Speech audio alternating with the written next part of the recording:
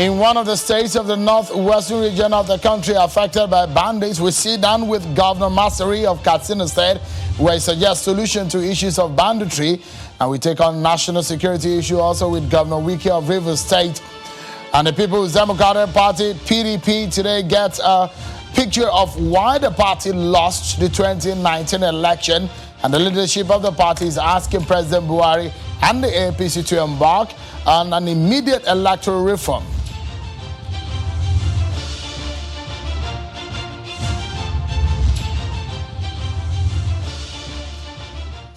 Hello everyone and welcome to Politics Today on Channels Television. I'm Sean Kimberley, Channels Television Global Headquarters here in Lagos, Nigeria. We sincerely apologize that we could not bring you the program yesterday due to some technical issues.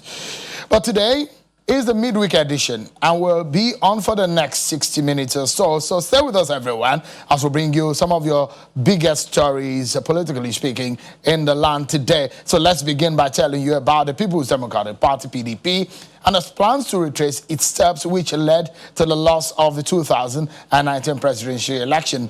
The party held a public presentation of the 2019 elections review report in Abuja, where members of the party called for unity and the inclusion of youth and women in its elective positions if it must regain power in 2023. The leadership of the party is also asking President Buhari and the APC to embark on immediate electoral reforms. We urge the President Buhari, and his APC administration to embark on immediate electoral reform that will ensure free, fair, and transparent election in the country and put Nigeria in the parity with other developed democracies in the world, just like Ghana. Having failed roundly in the delivery of any dividend to Nigerian people, and having brought the country to a status of a failed nation. Well, there are a few more stories we have for you on our political roundup. Just before we get talking with Governor Nyesom Wike of Rivers State, take a look at your political roundup stories.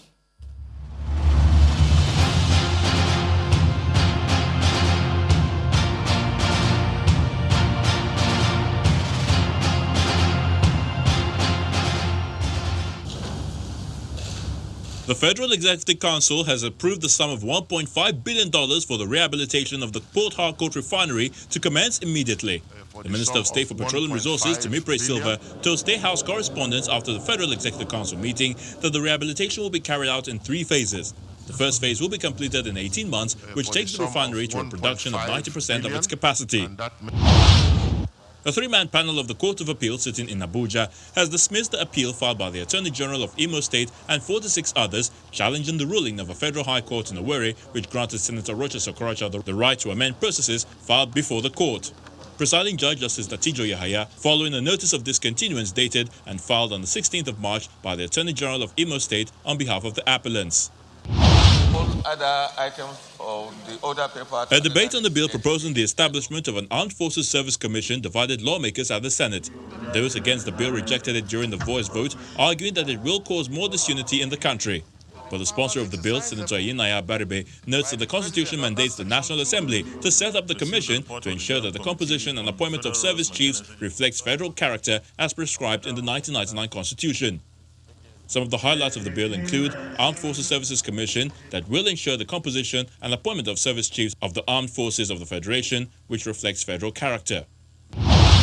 The House of Representatives has set up a committee to come up with the recommendations to tackle the rising cases of insecurity in the country. The lawmakers say the committee will be made up of the principal officers and 30 members of the House, and its recommendations will be forwarded to President Muhammadu Buhari. Meanwhile, the House has passed a resolution to invite the Minister of Aviation to brief the Committee on Aviation on how bandits gained entrance into the Kaduna airport and how to prevent future occurrences in the nation's airports.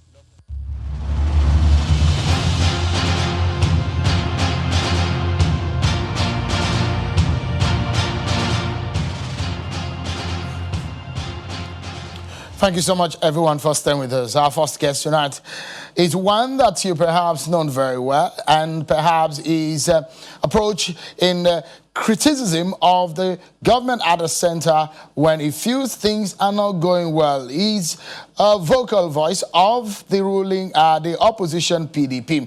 But a lot has happened in the polity, from security to economy.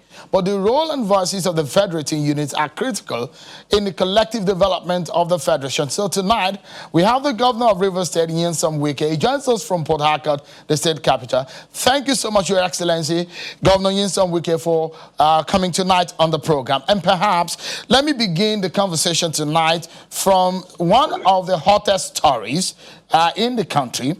And it's about the decision of the federal government today after the Federal Executive Council. The Federal Executive Council approved $1.5 billion for the rehabilitation of the Port Harcourt refinery, which is meant to commence immediately. Let me get your view on that decision. So, thank you very much. I don't know what you want me to say, whether you want me to say because that the Federal Government Council approved the rehabilitation of the Port Harcourt refinery for the award sum of $1.5 billion, and therefore I should be jumping and screaming, "Oh, the federal government loves Rivers State," as if the refinery belongs to the people of the state. They have said so. Let us watch and see. Like you said, that it is going to start immediately. We have had a lot of promises, we have had a lot of talks, and nothing has materialized. So I don't want to, because they have said they have approved. Approval is not released. Approval is not that the money has been released for the rehabilitation. It takes a lot of process. So let us see what they have said, whether really they won't talk about the problems of use of funds because of this reasons or that reason. So I'm not going to jubilate because the federal government said they have released and they have approved $1.5 billion for the rehabilitation of Port Harcourt refinery. I thank God they said so, but let us wait and see the outcome of it at the end of the day. If this come to pass, because from what we heard today is that project is to commence immediately. What does this mean for your people, the people of Rivers State? Should this refinery come on stream? It's one of the four that the federal government has that is moribund or is not working. But should this start working, what does this mean for your people? Now, you should ask yourself a question. You should ask yourself a question. You should even talk about that. Why is the oil being produced? And the refinery where oil is being produced is not working. I mean, does that show that things are going on well? Certainly not. But assuming it's going to work well, of course we'll be happy about that. It will improve the economy of the state. I have no doubt about that. But it's not something to say hallelujah. It's a place that's producing oil where the refinery is, and it has not been working. For how many years now? So I pray, like the Minister of Petroleum, State Petroleum said, that it's going to start immediately. Let us believe that this is one of those they have said, and they will commence immediately. So, but don't just jump to think that because they have said so, therefore, that's what is going to happen. Does it make you happy? Because if you look at it, you served as a minister under the PDP government, but these refineries were not working. For several years, they have not worked. But if this is to work, how does it make you feel? If it is going to work, I have told you here that first of all, it will include a lot of economic activities. There will be a lot of employment for the people of the state. And so you'll be happy. But I'm saying that we have had these promises, and nothing has happened. So I don't want to begin to sing hallelujah. I said, let us wait and see, based on the approval and the statement made by the Minister of State Petroleum, who hold him accountable to it. You know, even before the government came into being, they have promised a lot of things. And later, if they come up to say, well, because of these challenges and that challenges. And we're going into 2023. So many promises will be made. So many approvals will be made. So don't just sing hallelujah that yes, we're not getting to El Dorado. No, just wait and see what they have said. I'm also looking. Yeah, I'm also asking you because in the PDP government, these refineries never worked. The refinery never worked, as you said, and you said Nigerians, if you give us the opportunity to remove this government that told you it will work, we're going to make it work. And since 2015, it has not worked. Now we are going to the next transition. You're not coming to tell Nigerians that you have made this approval. The same thing that happened in Ogoni cleanup. It has always come up when we are going for election. And it has never happened. So I'm saying that, yes, if PDP told you, or PDP was in government, and it never worked, and you came and told Nigerians, we're going to make it work. Since 2015 till now, has it worked? Why would it be, as you're going to the next transition now, that I think it will work? Let me get your view on this issue. I mean, you've spoken very much about the situation in the South region of the country, the issue of the PIB, the formula, the derivation fund, and some of the issues that have generated. In fact, you were pretty much upset on that issue when some leaders of the Niger Delta were challenging the governors that they should show evidence of those funds they've received in the past. Why does this upset you, Governor Wike? I never said that I'm upset. No, I never said so. But I said, if you were a governor and you said that the governors now should show account of the 13% derivation they've gotten. Now the issue falls back to you. While you were a governor and you had the 13% derivation, even when the exchange rate was 120 to $1, and now we have almost about 500 to $1. And I say, I beat my chest to say, even you, Shem, will confess that your station was in River State for 2 weeks, live coverage of projects that have been done. I challenge any governor from 2007 in the South, 2007 to 2015, to challenge the government of River State that while I was governor in my state, I did this. You are not able to equal what we did or what I did. Tell me where, from 2007 to 2015, who could come up to say that I did 8 flyovers? Tell me one. And for me, that is not the issue. The issue is that you have given a responsibility. And you must carry out responsibilities. You cannot take your own failures to adapt. The politics, we know. This is 2021. By next year is 2022. And you're talking about election 2023. In fact, by the middle of this year, political activities will start. So a lot of people are trying to do things in order for people not to know their deficiencies. So I have said, I'm not saying that you cannot. It is not for you to call for me to account for it. You don't have that authority. Rivers people should ask me. Cross River person cannot ask me. Bayelsa person cannot ask me. Edo person cannot ask me. Akwa Ibom person cannot ask me. It is Rivers people that will ask me. Tell me what you have done with the 13% derivation. And then I'll be able to tell every Rivers person from one local government to the 22 local government, see what I have done.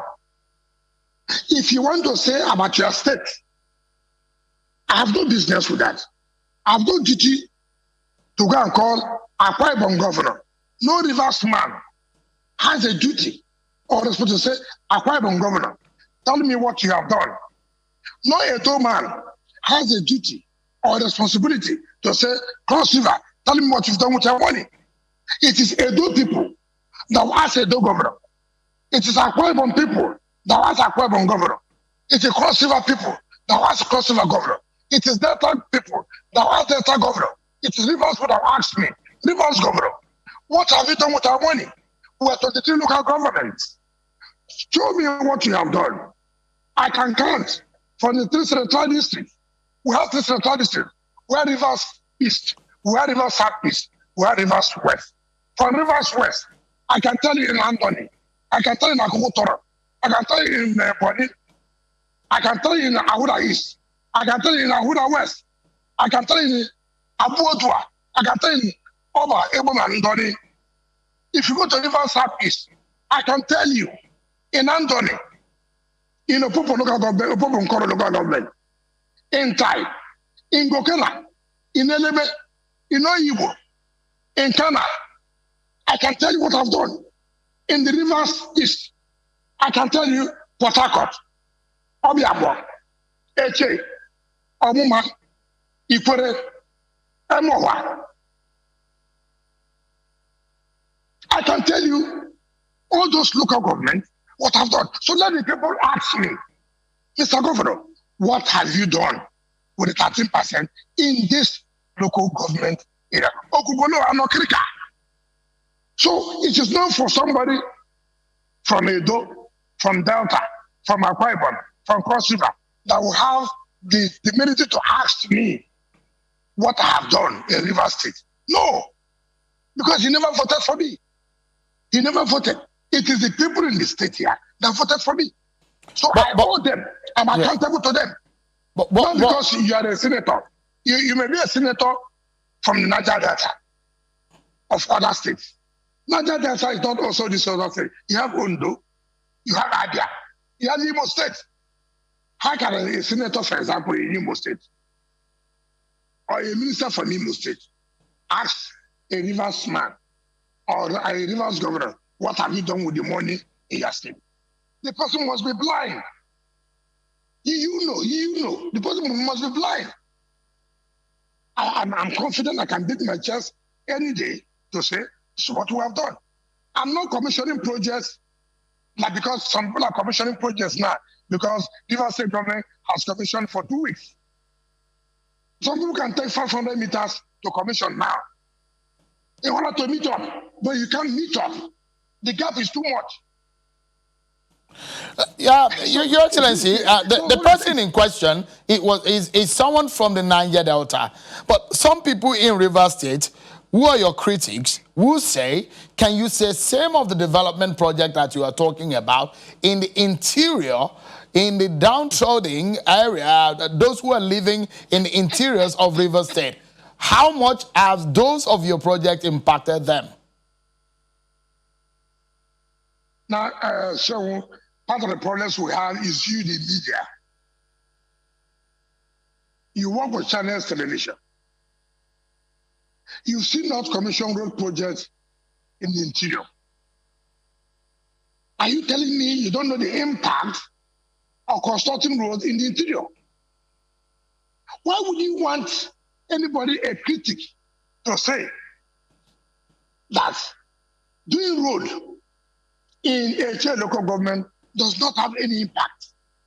And yet Eche is the food basket of the state.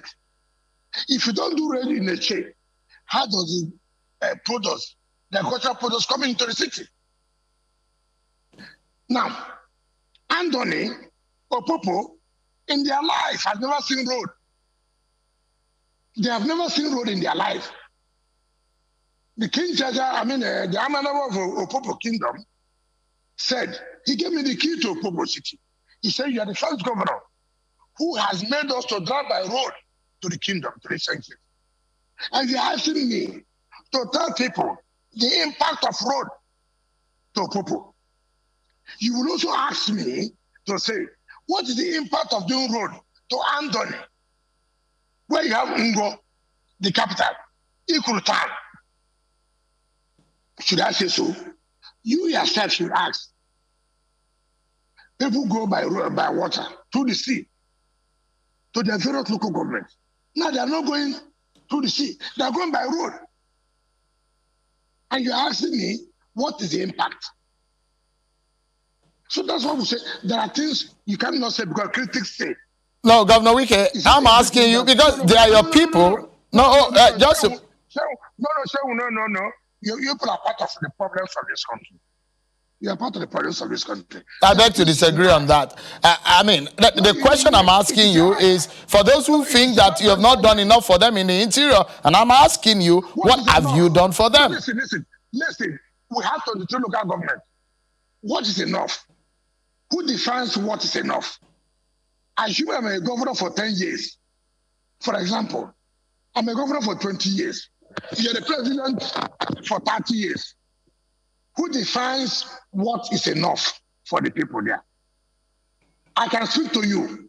In Omuma local government, I have done 17-kilometer roads of all the communities. You have a critic from there. He will tell you, is that enough? You go to Eche. You have done a road from Igruta to Chokocho. You've done a road from Chokocho to Osusu. You've done a road from Chokocho to Iwoche to Rumokosi. A critic will come. Is that enough? You go to Ahuda. You've done a road where the former deputy speaker of House of Reps, Chibudamute, is from. That road was awarded when he was deputy speaker. I came. Not from Garden Harbor, commissioned the road. Governor Wike, apologies to cut in. We need to go on a short break. Sorry, apologies. We need to cut in now, take a break, and when we come back, we talk more about the development in Rivers State, and of course, we'll get to hear your views on some national issues. Stay with us, everyone. We'll be right back.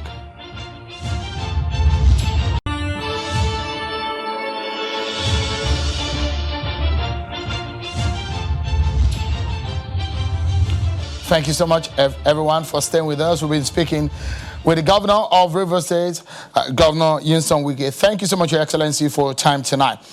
Let's get back to the conversation and some of the developments that is happening in your state, within the Niger Delta. You heard the declaration by Asari Dokubo declaring the Biafra customary state.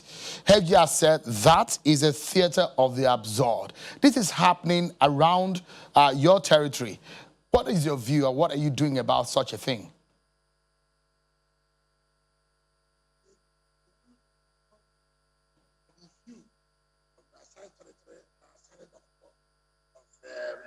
Declaring that he's not the chairman of the Biafra Republic.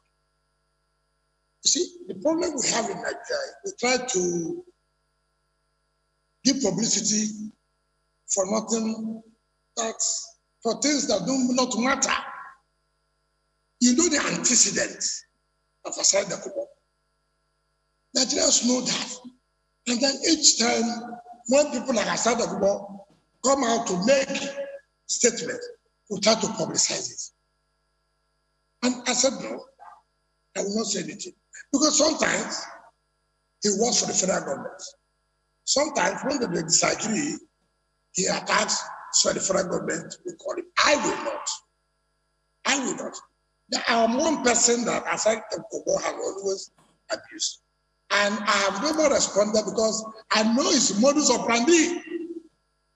He has accused us, particularly me and my ethnic group, that were Igbos, and that we have no oil well.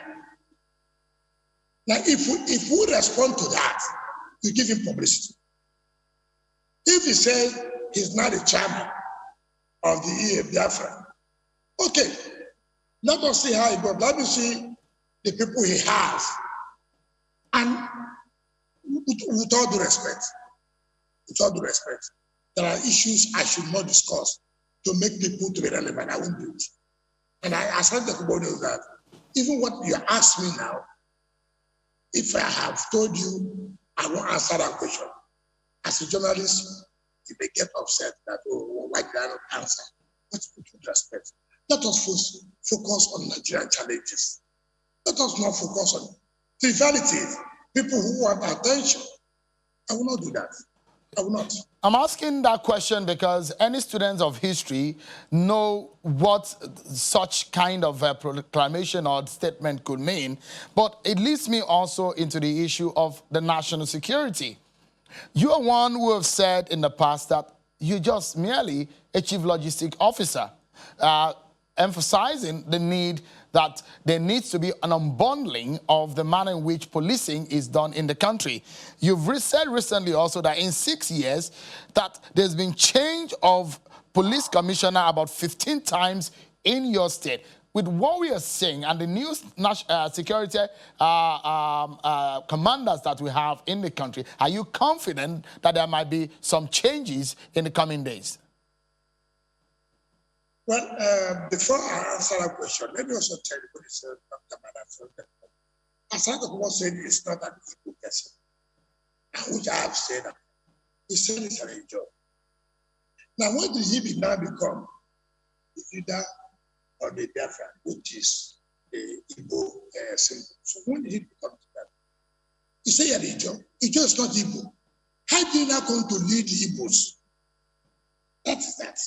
Now, you talk about issues. I've always said so.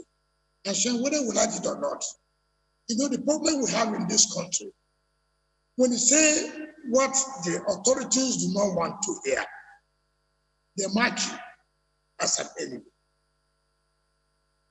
And most of my colleagues, you know, I agree.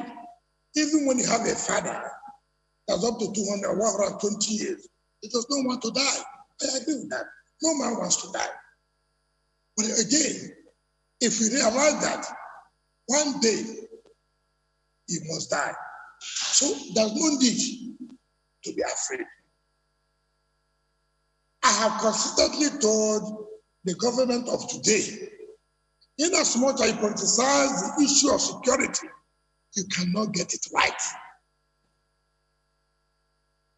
Until we take the issue of security serious, not by coming on television to say we gave 200 bandits, which nobody saw.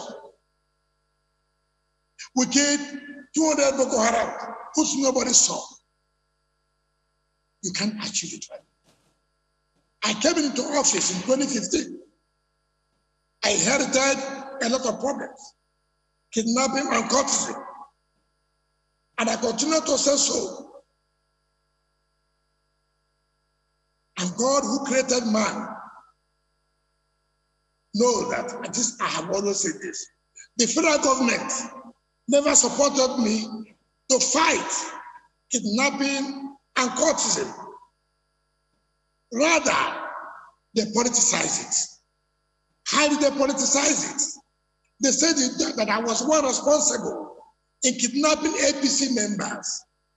I was one responsible in encouraging courtesan in order to kill APC members. And I went. I went to all the authorities and I told them, give me support to fight this. I challenge anybody from the police to the army, to the Air Force, to the Navy, to the Civil Defense, to the State Security Service, whether the federal government one day came to my aid to fight. Most of the governors in the north, most of the governors, particularly the APC governors, came up to say that it was politics that was going on in Rivers State. And I said, well, if we have descended so low, when we can see crime, we cannot differentiate crime from politics, then the country is heading to a doom. And I said, and I told my people, we have no other choice. Let us surrender ourselves to God. And we did. We surrender ourselves to God and prayed. And I told God, if you are God, save the state. If you are God, may they witness what we witnessed that time or what we have witnessed in that time. And God heard our prayers. God heard Rivers' prayers. And that's why you see today, insecurity all over the country. And I now ask them, what is going on? When I was crying, when I was shouting, where were you? He said, it was politics. How will you now say it is not politics in your own area? Governor Wike, security in Kaduna. Yeah. No, hold on. And let Nigerians hear me. You ask me a question. And let Nigerians to get the benefit to hear from me. Because I may not have this opportunity again. Look at this security everywhere now. In Kaduna, everywhere. Kidnapping. Look at what is going on. Today, they kidnap 100 students. In the next 48 hours, they are released. In the next 24 hours, 200 are kidnapped. In the next 10 hours, they are released. What are we talking about in this country? What is going on? Who is deceiving who? Who is deceiving who? This is a country where you are seeing that in Zamfara today, they've kidnapped 300, for example.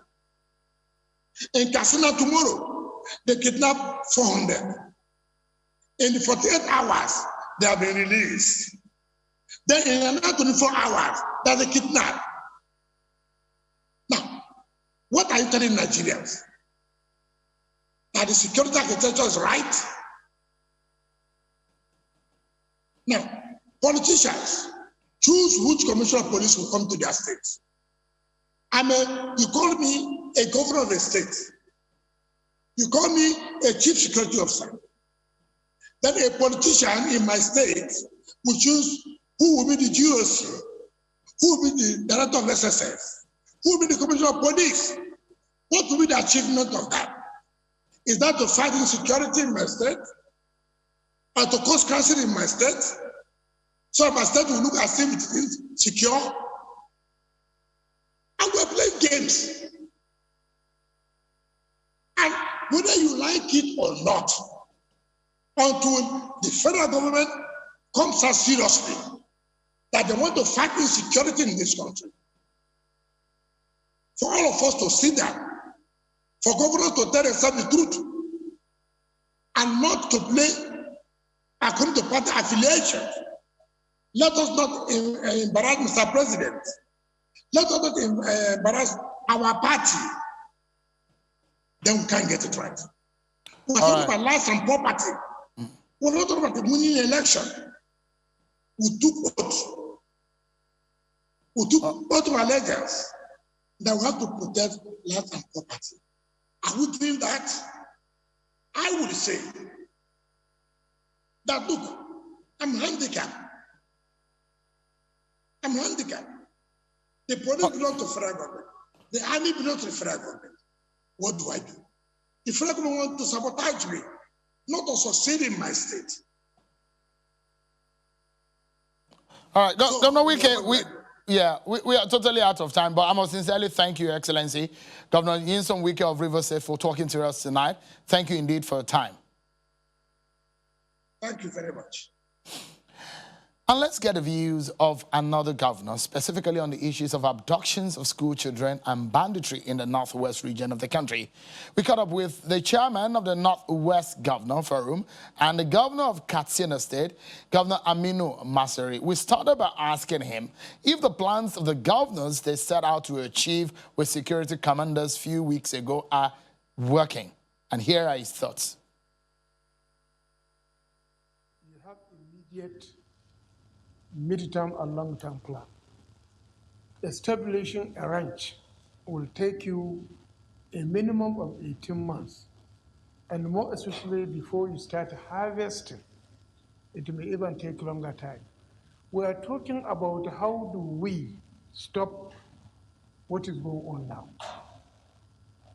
So I think the ranching aspect is one side, and dealing with the current situation on ground. I think that is what is facing us as of today. And we had a meeting with the new head of the armed forces last week in Katsina. And we have gone through what needs to be done in order to curb this spate of banditry and kidnapping, especially of school children. What we are working now on together with the security agencies is to address the immediate problem. And we have many ways, and we are working on them. Our target is to make sure that this situation is brought under control before the commencement of rainy season, especially in our part of the region. Because once the rain sets in, access to the forest will be difficult, and for the bandits and the herders living in the forest, now there will be fodder, there will be water, and things may even get a bit more difficult. But certainly, what is most important now, what we have started doing, these bandits think, in my opinion, as if they are fighting government, but they are fighting society. So that, I mean, They are fighting society. you've interacted with them. So I had interacted with them way back in 2016, and after the elections in 2019. The story has not changed. What they were complaining, 2016 definitely was different, because when we started, then 90% of the herders living in the forest were not criminals, were not bandits. But the herders that we brought out, we restored normalcy for about 2 years, were systematically killed by Buhari Ndaji and his group from Zamfara. So all the leaders of the Fulani communities that we had agreement in 2006 were all killed by bandits who were against the dialogue we had. Now, by 2019, majority of the herders living in the forest have become bandits. They've become criminals, one way or the other. So, I mean, I'm curious though, because for some who fear that these bandits may be some kind of Boko Haram, perhaps with the manner in which they are attacking education system, the Western educational system, and there are other people who have the fear that they're extending their reach and activities beyond the Northeast, where we've seen Boko Haram insurgency. Is such fear properly placed, considering what we have seen, that this can be another set of Boko Haram sects? Well, I think you cannot be far from the truth. But the current banditry and kidnappings going on are not the style of Boko Haram.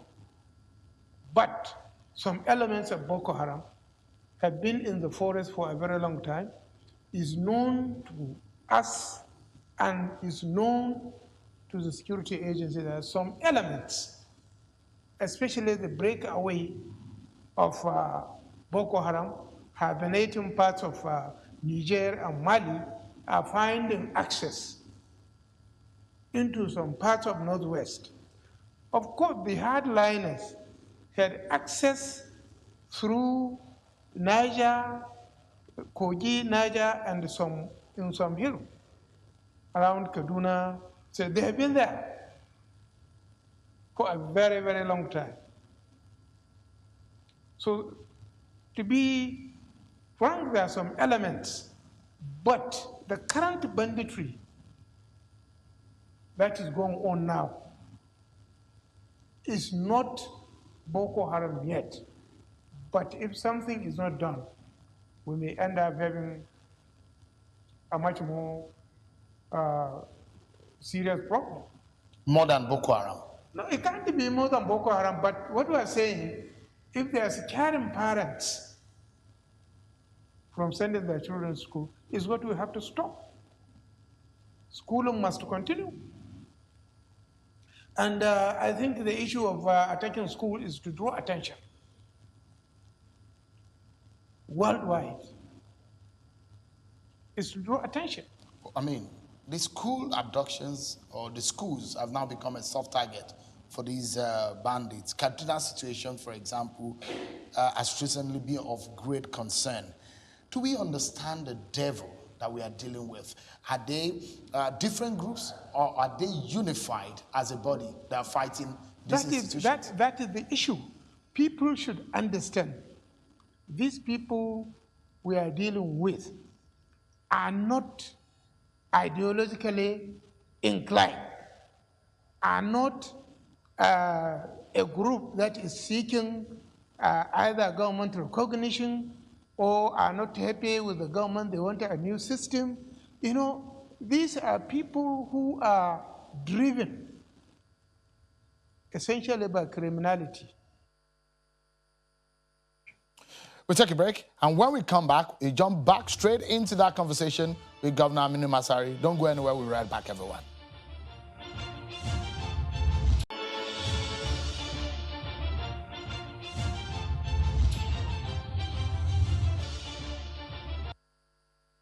Perhaps because of the urgency of solution that is needed, especially the lives of people that are involved, is there a low-hanging fruit? Because people are dying. People are being kidnapped every day. Of course. What do you think is urgent that needs to be done? I mean, you have mentioned a few things, but those things don't look like what will happen in the immediate. They are looking like intermediate and long-term plans. No, I think immediately, like what I told you, that what we are putting on ground in the villages are things that are going to restore faith and confidence. But what you need to do is to restore confidence in the minds of the public and also let them know.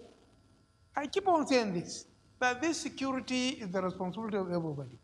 And we should not really think that the bandits or the criminals are only fighting government. No, they are fighting the society. So the society should also rise up to the occasion. All right. I mean, a former head of state, General Abdulsalami Abubakar, he recently said, and he was quoted to have said, quote, "It is true that we are all in a state of fear and collective anxiety. Do you fear that your party, the APC, may have lost steam in the minds of the average Nigerians out there, considering the security situation in the country?" No, I don't think so. When during the revalidation and the registration exercise, we have seen in most places membership has tripled. The issue people understand. Look, we started this journey in 2015. What was then? What is now? It's not imagine without the efforts being put in place, what would have happened when we started in 2015? You know what the situation was? Look, General Abdulsalam, let me understand it this way. And I think the point why I'm talking about the general public is simple. When we started in 2015 in the Northwest, it was cattle rustling. Gradually, it now developed into banditry, rape, kidnappings. When all that they can steal from the villages finished, is almost finished. All that they can steal from the villages along the fringes of the forest is finished. They have moved to wrestling of goats, sheep, and even chickens. Now, what we should do and what the government is doing now, high-profile kidnapping. In my state, they went and kidnapped 4 relatives of very senior government officials working here in Abuja. Now, the next, when they cannot get anything still to sustain the army, now they may resort to high-profile kidnapping for money and in cities and towns. That is the danger. That is something which we must work hard to stop. So, I mean, with all of this that we have seen over the last few months, so it brings to mind, because for those who criticize and say, your government promised that it's going to fix security, your government promised this and that, and the critics of the APC government have said, this government has failed. What do you say to such people? You see, critic will always be a critic, and it is easy and simple to criticize. It's easy for me to criticize how you dress, but I may not be able to dress because I don't know the rigors you have gone through to dress. Look, you see, let's take 2015. You cannot go to church. You cannot go to mosque. If I travel from Kaduna to Abuja, I will take 5 hours. 3 of those hours I will do a checkpoint. If I'm traveling from Kaduna to Kaduna, I will meet nothing less than 30 checkpoints. Is the situation the same today? It is not. Don't we go to our worship places without scanners? We do.